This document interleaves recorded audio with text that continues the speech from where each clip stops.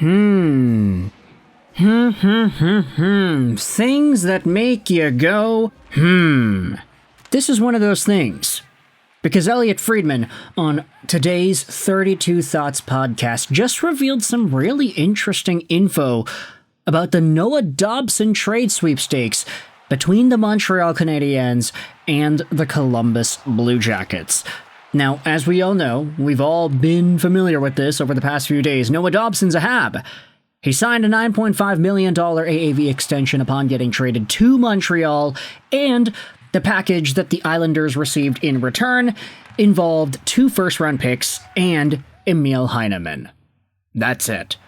No Logan Mailloux or David Reinbacher getting sent the other way. It was just Heineman and 2 picks. And to be fair, we had made our commentaries. We did make videos talking about the Islanders and their draft selections with those picks. How Victor Eklund and Kashan Aitchison are great players to pick up in that area. But what if I told you that Columbus, they were putting up a fight for this? Here's a tweet from NHL Watcher. It goes over Friedman's comments on 32 Thoughts today. Noah Dobson wanted to go to Montreal, and that Columbus was rumored to have offered a better package to the Islanders. Friedman believes that Dmitri Voronkov was in the deal, and that they were going to give Dobson a higher AAV. Now that is a small comment, but it's one that I think provides a ton of content, a ton of talking points as to what could have been, and just how exactly the Canadiens were lucky in this situation. Now, I think if you're a Canadiens fan, you have to at least acknowledge that luck played a factor into it.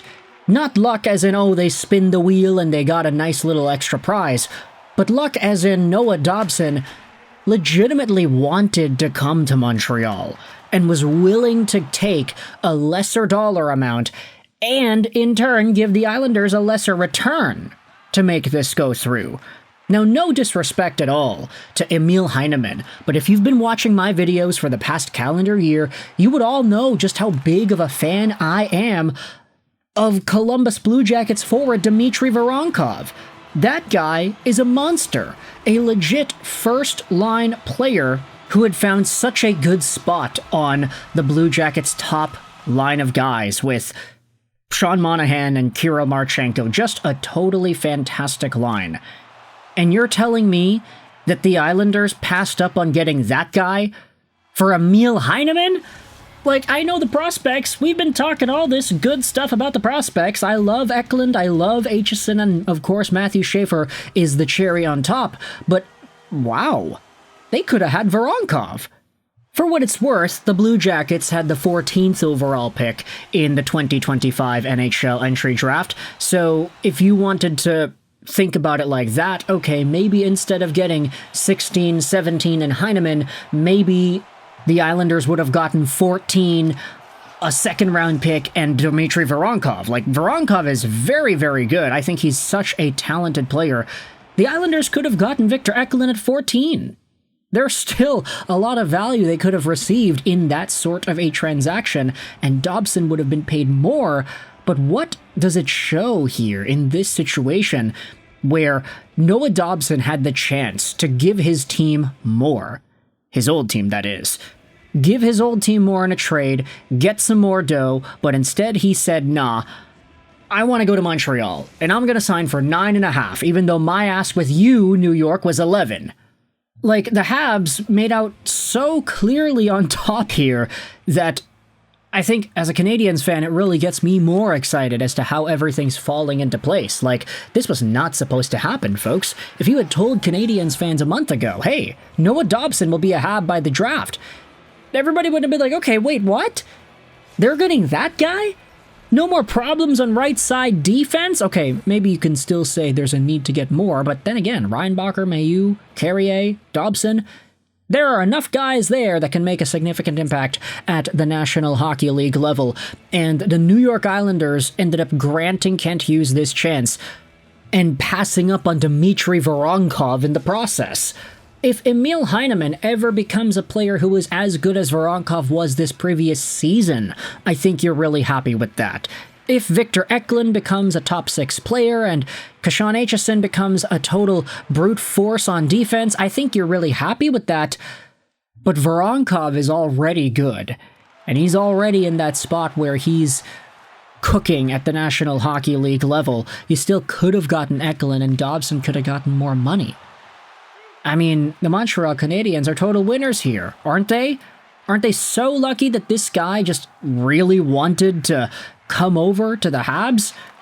I will say, though, there is something to be insinuated if the Islanders ended up missing out on drafting Kashan Aitchison. I do think that he's a very talented guy as well, and his profile, his body of work, it's so unique compared to most other NHL prospects. So that certainly brings extra value to the Islanders. I don't want to make it seem like losing out on Kashan Aitchison is like totally not a big deal. It would have been a big deal, but I do think that there's a lot extra value in Dmitri Voronkov. Like, having Voronkov and Horvat on the same line, I think Horvat's a tad better than Monahan is, although Monahan did have a really good bounce-back year. Just thinking about what those guys could do together, Voronkov Barzal Bo would be such an amazing line to watch. Just the skill, the speed, the goal scoring, the tenacity. I mean, Columbus would have been really good with Dante Fabro re-signing today. Maybe they only re-signed him because they couldn't get Noah Dobson in a trade, but Columbus would have had a pretty good shot too, even if they lose out on Dmitri Voronkov. We've been talking about this the entire time, but lots of young dudes in Columbus that are becoming better. Marchenko is looking good, Fantilli, Kent Johnson, Caden Lindstrom is going to be making his debut soon. There's a lot to like out of Columbus, and ultimately they missed out on that top prize. So, feels bad, I guess, if you were hoping for Noah Dobson to head over to CBJ, but for Montreal Canadiens fans, this is a blessing. Columbus had a better package, but the Islanders didn't take it on. They rejected that trade. Maybe it was Dobson himself, probably it was Dobson himself who said, yeah, no, I'd prefer to go to Montreal.